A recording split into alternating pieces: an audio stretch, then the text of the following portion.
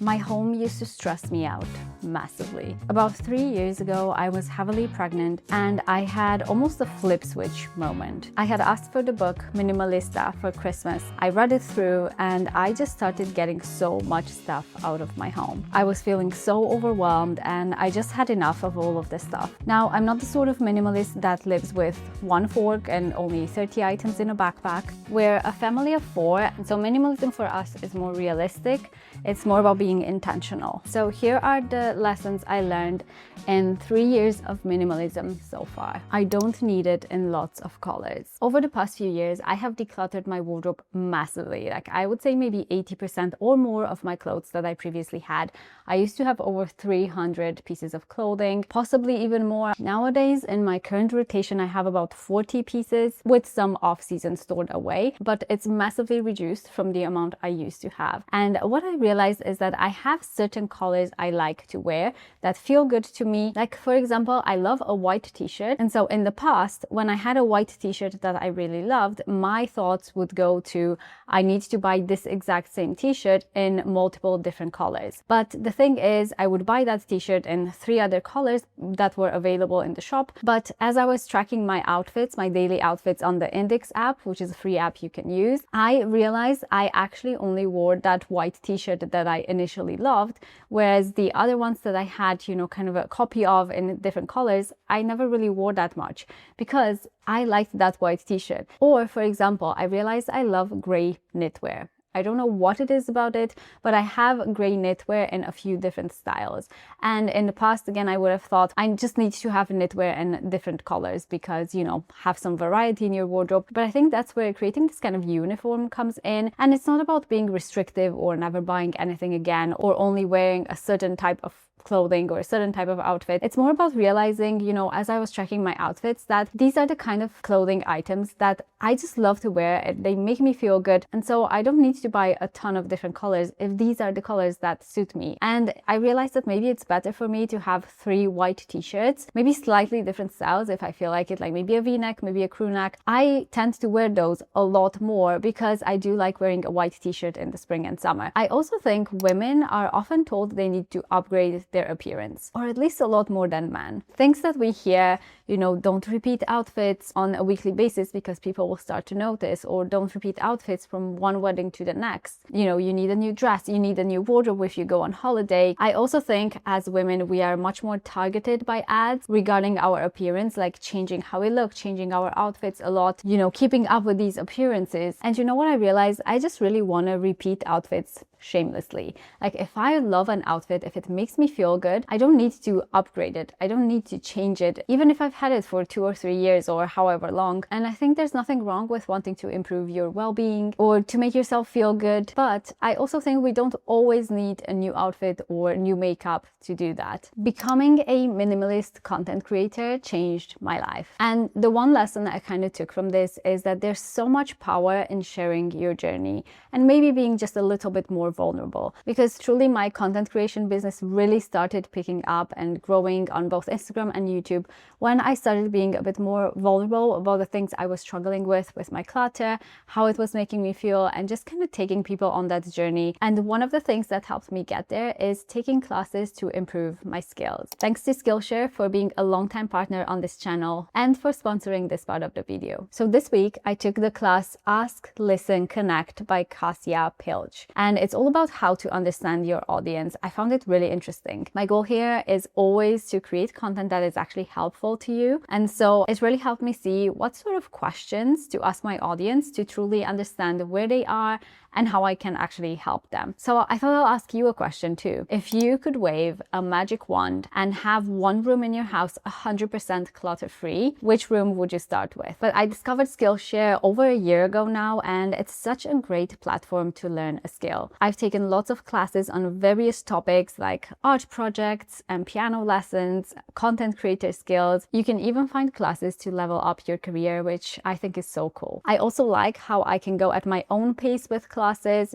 I can watch whenever I get a chance, which as a busy mom is very invaluable. The first 500 people to use my link in the description box or scan the QR code on the screen will receive a 1-month free trial of Skillshare. Thanks again, Skillshare. Sentimental items matter. Sentimental items are one of the hardest to declutter, and I get asked a lot, even on Instagram, how do I get rid of sentimental items? And the thing is, you don't have to get rid of everything. I think it's really important to look at what our threshold for sentimental is. And I think it's important to keep sentimental items because they show where we came from, how we grew up, how our children grew up. And I think it's such a beautiful thing. But also, if I have tissues that my kids have used, or a piece of paper that they scribbled on, or all of these items, that's not really sentimental. If we look on that piece of paper 20 years from now, I don't think any of us will be particularly excited. But I will keep items that remind me of special times, and also we give things a container or a space where they go, and when that gets too full, we can either look through it and see if there's anything we don't really want anymore, or we can create additional space if needed. But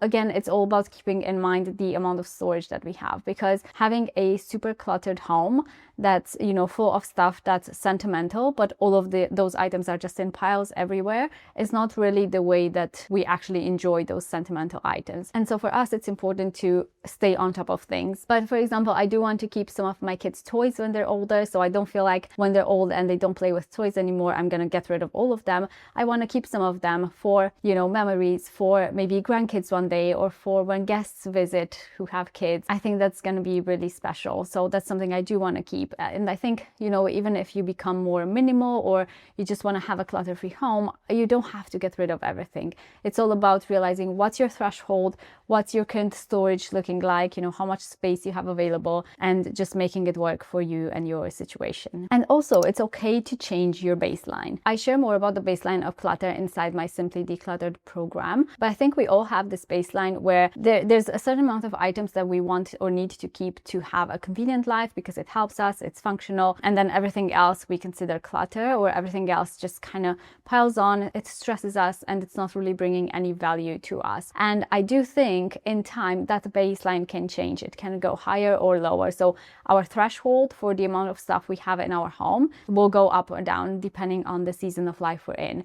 For example, I used to be fine with having more items in my home. Now that we're in the season of life with 2 very small children, a toddler and a school-aged child, I realize our threshold for clutter right now is very low. We need to have a minimal and streamlined home and keep it functional and have the stuff that brings us convenience, but not a lot of stuff, because if we do, it just gets chaotic. If you have small children, you know what I mean. But if you're in a season of life with no children or grown-up children, that can be completely different. You might have more time and energy to take care of your home and to manage all of those items, because you will just have different capacities in time. So this is something I'm trying to keep in mind as well. I don't need to throw everything away. I think minimalism gets this reputation of only owning a fork or 30 items in a backpack. For us, at least, what it's come to is just keeping the items that bring value to our life and also bring convenience. It doesn't have to be that everything sparks joy. I don't know, my cheese grater doesn't particularly spark joy in my life, but it's helpful to have, it's useful. So keeping those items that do matter a lot to us, regardless of the number, I don't feel like we need to count how many things we have in each space in our home. It's not a specific number that's gonna work for everybody.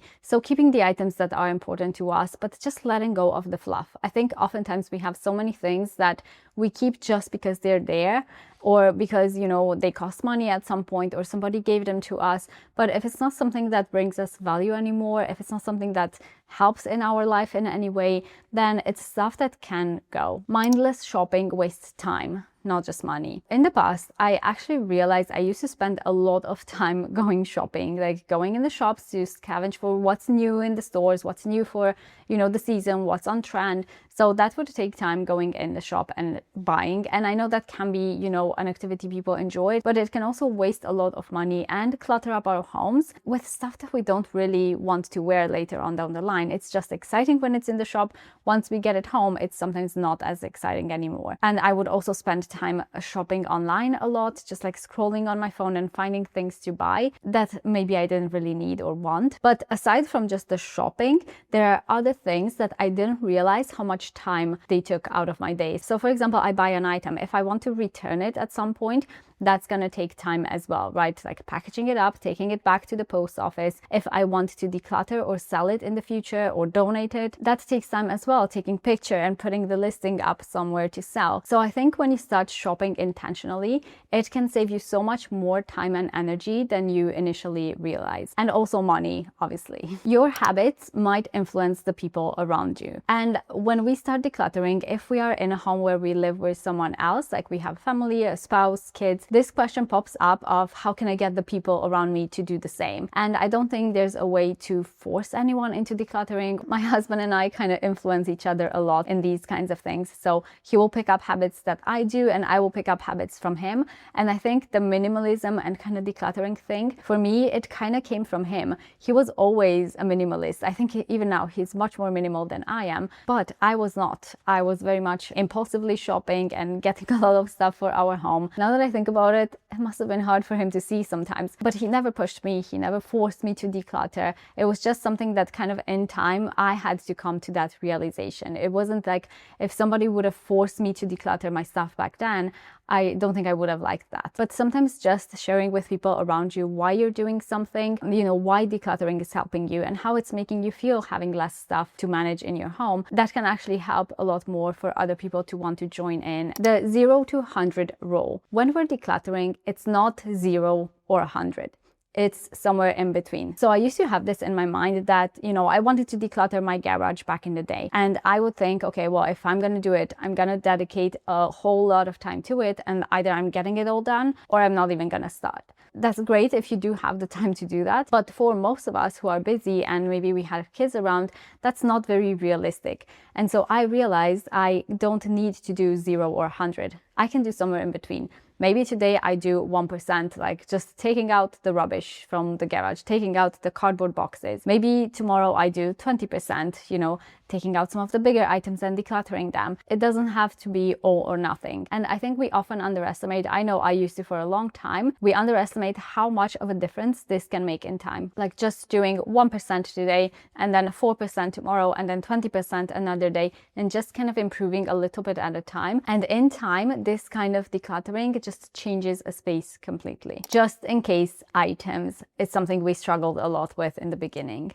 Screws that you might use for a future project or leftover tools or materials that you used for a project that you might use in the future. I don't think you need to get rid of all of that because yes, it can be useful, but I think there's kind of a limit as to how much we keep. And also kind of what we do for our family is to always make sure that we know where that stuff is. So we keep what's truly useful, and also we need to know where to find them when we need them. So those are kind of our rules when it comes to just in case items. Because if there are, lots of screws and tools just scattered all over the shed, I will never find them when I need them, and it's very likely that we will just go out to the shop and buy another one when we already have a good tool, but we just don't know where it is. And so we have these storage bins and just kind of some little systems where we keep, this is for DIY stuff, this is for home projects, this is for gardening bits. Just kind of having a little system to where we know if we're looking for this specific item, we know where to go and find it. So yeah, I can't believe it's been nearly 3 years since I started my decluttering journey. Thank you so much for being here with me. I also created a free decluttering checklist that you can check out in the description box that can help you get started on your decluttering journey as well. Thanks for hanging out with me today, and I'll see you in my next one.